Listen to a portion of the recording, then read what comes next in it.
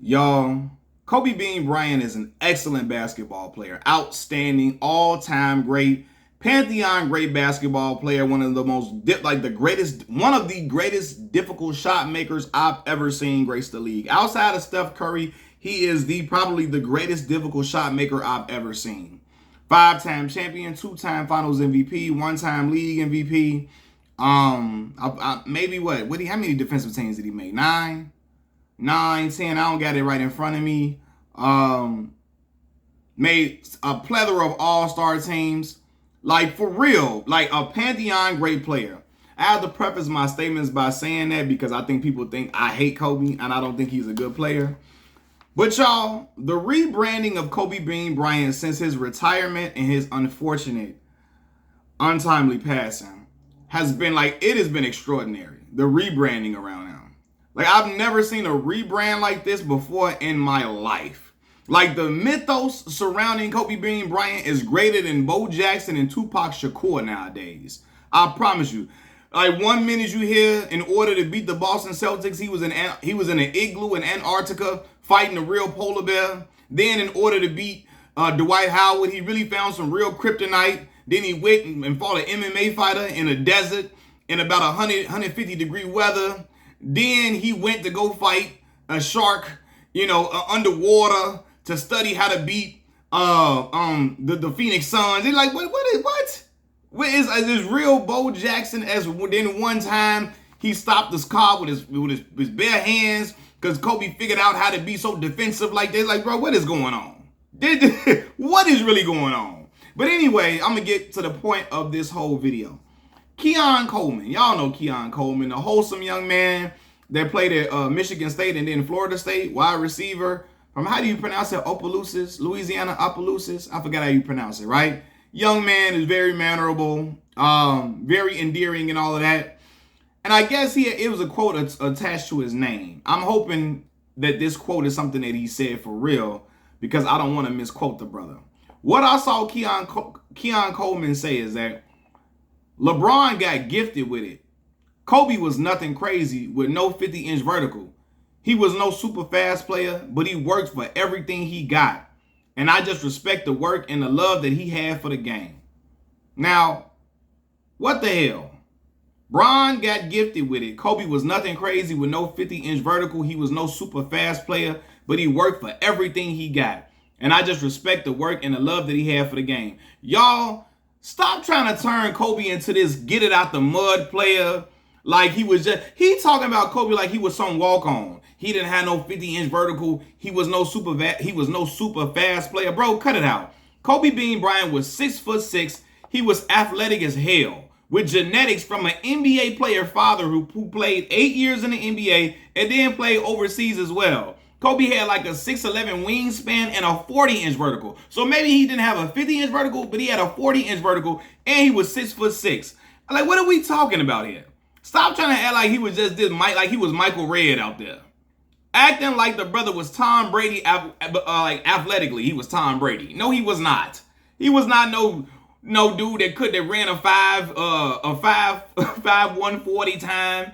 He wasn't a dude with a 20-inch vertical leap. None. He was 6'6", 40-inch vertical. Probably had some of the greatest, like for real. He was probably one of the most athletic wings of all time during most of his career. His first step was explosive. He had great lateral quickness. He had outstanding body control.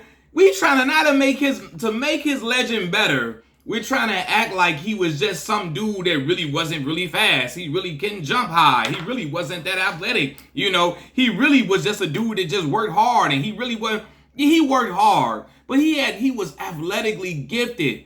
He was gifted with that size, like for real, that type of genetics from his father, Joe Jelly Bean Bryant. You know what I mean? And then his father was a professional player. He was around professional players all his life. He went to go watch his dad play overseas, watch his dad be a pro in every aspect. You know what I mean? Was around other professional guys. So I'm not saying Kobe didn't work, but the way he making it sound like Bron was gifted with it. Like Bron just got all these gifts and Kobe had none. Like the man, he said Kobe was nothing crazy with no 50-inch vertical. He was no super fast player. Bro, see, this is why the narrative that's what I'm saying. The rebranding of Kobe Bryant. Now people acting like he was Michael Redd athletically, and he was Zach Randolph athletically. He was Tom Brady. Y'all got to stop. And it come from a lot of y'all old heads spinning the narrative, like y'all say, oh, y'all spin a narrative for LeBron and y'all spin a narrative for this guy, that guy. Y'all spinning a narrative to make it seem like he just got everything out the mud and he wasn't gifted with no, he was gifted with pure size, athleticism, ladder. Like, that boy was quick as a cat. I remember him. The man won a dunk contest, for crying out loud. Now, again, the dunk contest was weak as hell.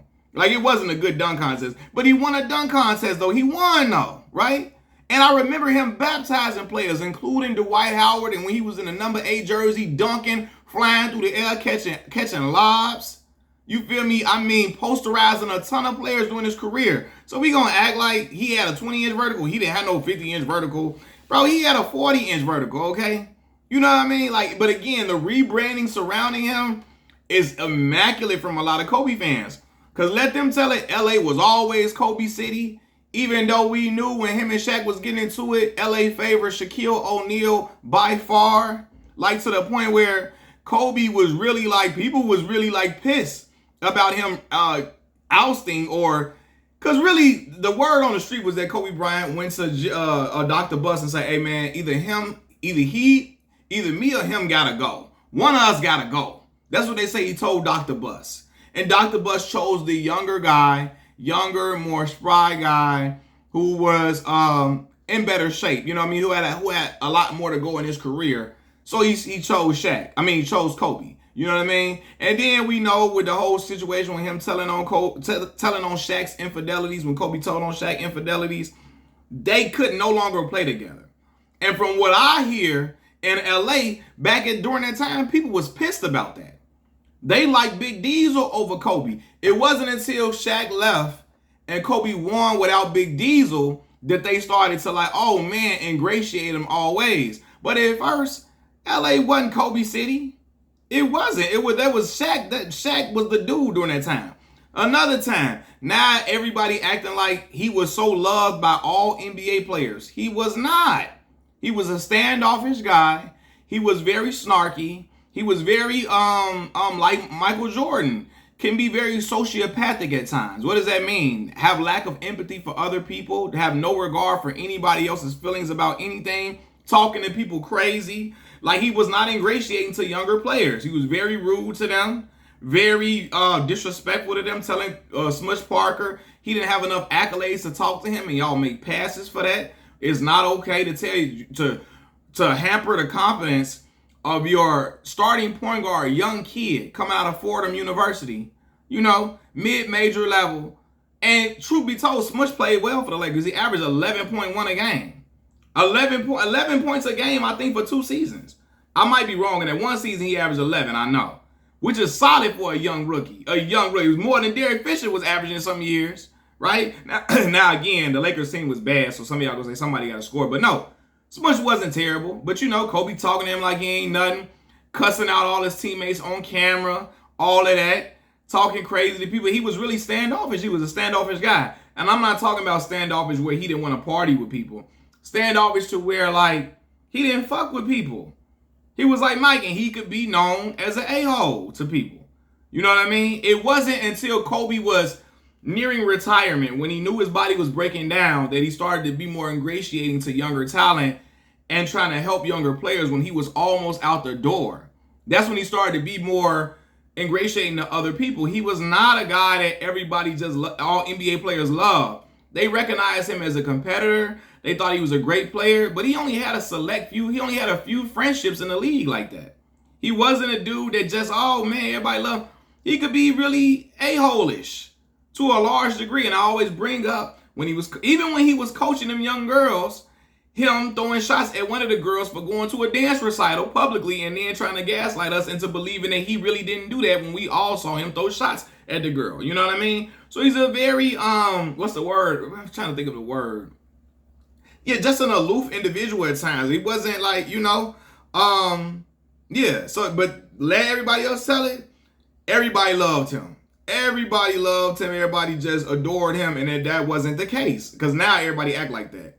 Now is the narrative that he was always clutch. He was not. I saw moments where he wasn't clutch. I saw in 04 against the Detroit Pistons, he played bad. He shot the ball terribly. Tayshaun Prince locked him up that series. If you don't believe me, go look at Kobe's shooting percentages and how many shots he took to get them points he averaged. Go look at it, right? He had moments where he lost a 3-1 lead against the Phoenix Suns. And I always bring up that Phoenix had the better roster. But I always tell y'all would not give nobody else that out. If you up 3-1, you win 3 games already over a team that's better than you. You're supposed to be able to get one more game out of it. You up 3-1. They lost a 3-1 lead. Kobe stopped shooting in the game because he was mad that the media said that he was shooting too much, and that's why they was losing the 3-1 lead. So he stopped shooting. That's quitting. It's not clutch, right? There's a narrative. I remember even when he lost to the Pistons. I mean, not the Pistons, to the Celtics the first time around, right? They getting blown out in an elimination game. Kobe shoot like 2 shots in the second half. I remember the moments, but everybody act like he only had clutch moments his whole career. That is not the case, y'all. I remember. You know what I mean? But again, now that see, and I hate to be disrespectful, but I heard Jadakiss say this. When Jadakiss said, dead rappers get better promotion. Not trying to be funny about that man's untimely passing. What I'm saying is when a person is deceased, their legend grows. Like people start just making up stuff that the person never did. I've seen it with rappers, singers, entertainers all the time. Now everybody got stories about them. Everybody know them. Their legend grows. Now it just be off the wall stories like, man, I was talking to Kobe the minute before he won the championship. We did it like that. It just get like that, And now you got a young kid, Keon Coleman, following the narrative of everybody else that's been spinning it, acting as if Kobe Bryant was not an athletically gifted player. Yes, LeBron was supremely gifted, but Kobe had a bigger advantage than LeBron or Mike, considering the fact he grew up with an NBA player dad. A guy he could look to every single day. A guy that one blessed him with his athletic gifts and prowess, but at the same and taught him how to play the game of basketball. But then he was around a professional dude all the time. LeBron didn't have that. Michael Jordan didn't have that. They really, if you want to be honest with you, they got it more out of the mud than Bean did. To be real with you, and again, Kobe was a supreme athlete. If he wasn't, he wouldn't have been drafted 13th overall. That way he wouldn't have been drafted in the first round like that out of high school during a time where, high school talent now, where eventually got like that. But yeah, 96 draft? Got drafted out of high school, man. Like, he wouldn't have been drafted that high if he wasn't good. And he wasn't, they trying to make it seem like he was a bench player, a role player that turned into a supreme all-star. He don't got no Jimmy Butler story. Being on the bench and then coming out of obscurity to come. And Jimmy was a first-round draft pick. But, nobody looked at Jimmy coming out of Marquette like he would be a star player. But Jimmy got a more, and y'all know I don't even rock with Jimmy Butler. He got a more of a get it out the mud story than Kobe do. You know what I mean? The man wasn't some average player with no athletic gifts. Again, he was one of the most athletic wing players of all time. And so, but again, since his passing and his retirement, the legend of him grow is like his legend, like Elvis Presley. Like 1 minute, Kobe, they gonna say Kobe invented the triple threat. He invented the jab step. Next minute, it's gonna be shit. Kobe really got 6 rings. Then it's going to be like, next thing we going to know, they going to say Kobe scored 50 in the series they lost to the Detroit Pistons. Then it's going to be, Kobe scored 100 in a game one time. The scoring average going to get the 89. You're going to get the 92. Then it's going to be 100. Then it's going to be, we seen him score 100 in practice one game. Then it's going to be, we seen him hit 100 straight threes. Then it's going it just go on and on and on. And I'm like, I've never seen a rebranding of a player like I've seen with Kobe. Now Kobe was the nicest individual you've ever seen, and we all know, anybody that watched Bean, I remember he was not a beloved player like that in the league because of how he was carrying himself and how aloof he was and standoffish he was. It was a lot of people that didn't like, he wasn't, again, they respected him, but he wasn't like a beloved talent like that because he just didn't know how to interact with people that well. He didn't, and I don't know what it was. I don't know if it had to do with him growing up over there in Italy and all of that, and and yeah, I don't know. And then, but I know some of y'all gonna say he's from Philly. Lower Merion is not Philadelphia, and anybody could tell you.